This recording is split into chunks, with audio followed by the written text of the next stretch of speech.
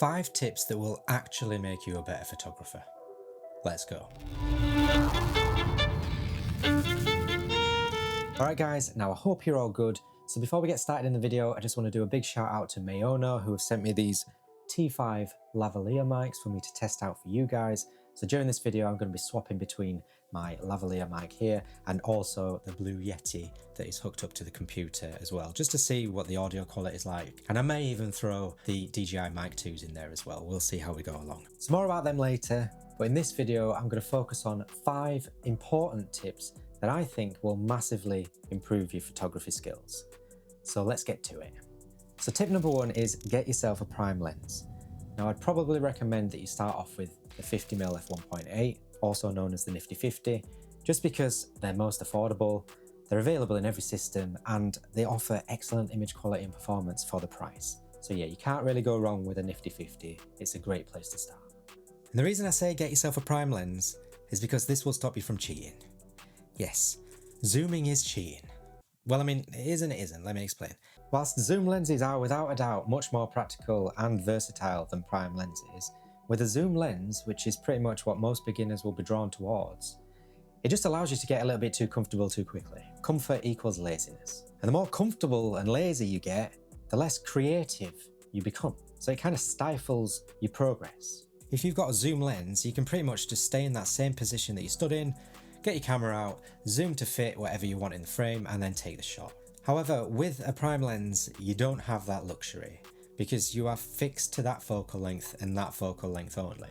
So now if you wanted to capture that same frame with the prime lens, notice I say frame and not shot, chances are you'll now have to physically move and recompose your shot to be able to get everything into the frame. And the reason I say frame and not shot is because you'll instinctively want to try, especially as a beginner, to get all of your subjects within the frame that you can see. So you might see some subjects out there, you want to get that boat in, you also want to get that person in, and you stood a mile away and you're like, right, okay, I'll zoom in to get those guys in the frame. It's not necessarily the shot that you're trying to take, because the shot will be different. Because if you were to take that same shot now with a zoom lens and with a prime lens, you will have 2 completely different photographs.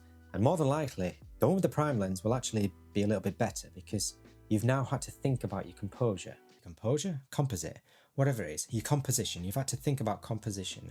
Whereas with the zoom lens, you don't necessarily think about the composition. You're just thinking about the frame and what you can get into it.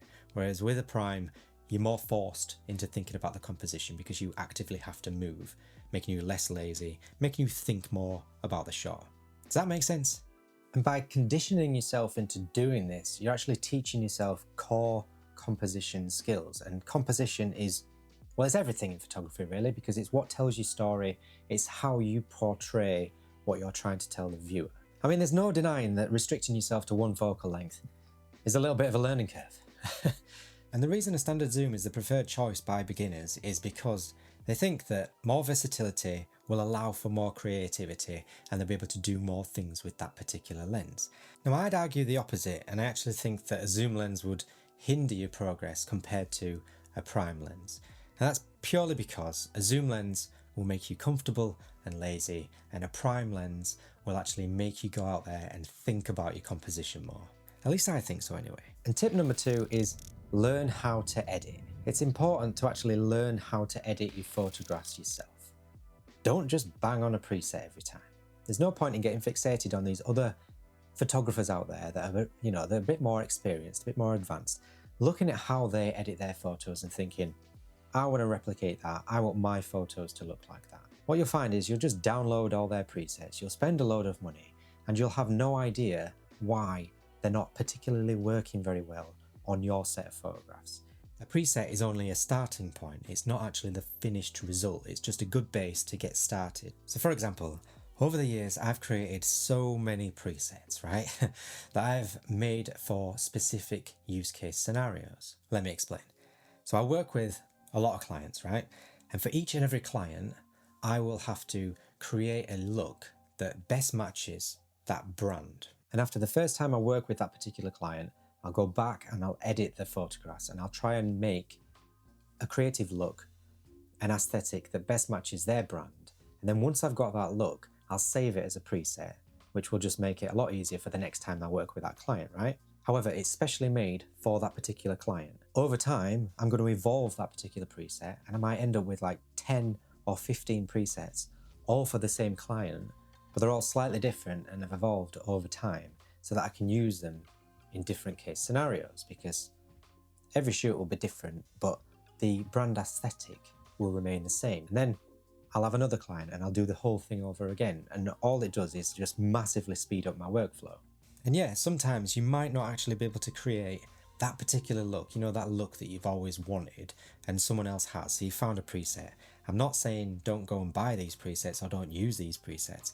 I'm saying learn how to edit yourself so that then you'll have a basic understanding and knowledge of how to manipulate these particular presets. And also get new ideas, because when you download a preset, it'll show you all the settings and then you'll be able to look at it and be like, ah, that's how they did that. Because if you just rely on other people's presets, firstly, you'll go crazy trying to organize them, trust me. Secondly, you'll probably fall down the rabbit hole of spending loads of money and being tricked into purchasing them all. Link in description. And thirdly, you won't understand how the presets were made. So what you'll discover is, you'll try this on your photographs and you probably won't get the look you hoped for. And you'll have no idea why. So if you take the time to actually learn how to edit yourself, and trust me, it's not something that comes easy, it does take a lot of time, so watch plenty of YouTube tutorials on how to do this. But if you do take the time, honestly, it will become invaluable, and if this becomes more than a hobby to you, honestly, you'll thank me later. And the better you become at editing, the better you'll become at photography, because it'll just inspire you even more. Which brings me nicely onto tip number 3, which is curate your photographs. So I've quickly swapped over to the DJI Mic 2s just to compare the audio quality with the Moano T5. Hopefully they're not too dissimilar, because if I've just wasted half this video using a brand new microphone that I've never tested before and it sounds terrible, then man am I in trouble. But at least I have the Blue Yeti to fall back on, so we'll see how it all compares. Right, so let's get back to tip number 3, which is curate your photographs. Right, so I can't stress how important it actually is to curate. I can't say the word curate. So from this, we're just going to use organize. Otherwise, you'll end up with hundreds, if not thousands, of unorganized photographs taken from many different places, different scenarios over the course of how many years. And it'll just be an absolute nightmare to try and organize them and pick out your favorite ones in the future. So it's a good habit to start this early. What I like to do is, and what I would recommend that you guys do as well, is get into the habit of every time you've taken your camera out, when you come back, dump the footage on your computer, upload that to the desired editing software suite that you want to use, mine's Lightroom, and go from there. If you get into this habit and you do it every time, it'll make it a lot easier. So in Lightroom, what I like to do is flag my favorite ones. That gets rid of all the bump. Then once I've gone through and flagged all my favorite ones, I can then narrow down my search and put in a filter to just show me the flagged photographs. This saves me so much time, and now I've got 50 photographs instead of 500 photographs to edit. And then what I like to do, if I have some bangers, you know, like some award-winning ones, or at least I think they're award-winning anyway, I'll actually start to star these so that in future I can give them a varied star rating from 1 to 5. I don't usually go that excessive. I usually normally use 3 because I really like it, and 5 if I'm like, I'm never changing my mind, that photograph is banging. And these are what I would call portfolio worthy. So they might not make the cut to be in the portfolio, but at least the flagged items that don't have any star ratings definitely won't make the cut. And these 3 flagged items might make the cut. And then those 3-star flagged items might become 5-star flagged items, and those definitely make the portfolio, which won't happen overnight. A portfolio takes many, many years and a lot of time to curate. Said the word right. And because you've organized them and you've taken the time to curate them all down, it makes editing a lot less daunting. And editing can be, I don't know, to me it's quite fun, but some people might not actually enjoy it as much. And if you've got 500 photographs, the thought of having to come back and then start editing all of those is probably just going to put you off. So if you can then get into a workflow where it just speeds this whole process up, makes it much more fun and enjoyable, then you're going to want to go out and shoot more, because you know that when you come back to your computer, it ain't going to be that hard. And then once you've done this and you've got into a habit of curating your work, why have I mastered that word? Once you've managed to curate your work down, it's then vital, in your photography progression anyway, to then start sharing your work. which is actually tip number 4, and that is share your work. And when I say share your work, I mean share the good ones, you know? Not necessarily your portfolio ones, I mean they will obviously be included, but not just your portfolio ones. You just want to share the ones that you're happy with. Now this isn't just for vanity, doesn't matter how good you think you are. It's for a multitude of reasons. So if you share them on Instagram or Facebook or even your website, what this does is, over time, because you're sharing them online, kind of gives you a visual gallery of your skills and you as a photographer. But the most important reason you need to share your work is for the feedback. Now this is both good and bad feedback. They're equally as important. Doesn't matter how much it upsets you or bruises your ego, you need to hear both. So that's why it's very important that you share it publicly and not just to your friends and family, because your friends and family are going to be biased, aren't they? So it might be worth keeping your photography world and your private life separate, because nobody wants to see you on a stag do with your mates, all dressed as Borat in mankinis in Ayia Napa. You know what I'm saying? Then what I'd recommend is that you join forums and Facebook groups and get your work out there, share it to different people, share it to fellow photographers, and listen to their feedback. But you will also get criticism, even if you didn't ask for it, because it's important for your progression. Because everyone loves to promote their own knowledge and experience on an online platform via the mother's basement. Trust me. And the reason this is good for you, even though it doesn't sound like it might be, is because sometimes they have a point, and what they're saying is valid. And instead of taking what they say to heart, take it as constructive criticism and a way for you to improve. Because as I said at the beginning of the video, comfort equals laziness. And if you're just going to be sharing your work to a safe group, such as family and friends, then you're never really going to know how good you are or how bad you are as a photographer. So then you're never going to be able to learn any new skills or know where to improve. It might be things like your composition needs work. So some of the photographer says, I like that photograph, however, you could work on your composition a little bit more. This is distracting. This leading line doesn't work. Or it could be the fact that you're using a weird, obscure editing technique that you think is cool, but is actually from 1999 and nobody uses that anymore. So yeah, sharing your work for both positive and negative feedback is vital for your progression. And yeah, it can be a hard pill to swallow at first. Nobody likes to hear negative feedback. But if you actually listen to this constructive criticism, take it on board, all you're going to do is improve, so that the next time that you upload these photographs to the same groups, they're going to see your work, they're going to see these improvements, and then you're likely to get more and more positive feedback as time goes on, which is just going to be more rewarding, and it's going to be justifying all that hard work that you've put in. Right, so I'm back on the Moano T5s. How was the audio on the DJIs? Was it better? I hope it wasn't too much better. Anyway, tip number 5 is travel. Now I know I've said this about almost every single tip, but traveling is probably one of the biggest ways to improve your photography. And this doesn't mean that you need to travel halfway across the world and visit a different country.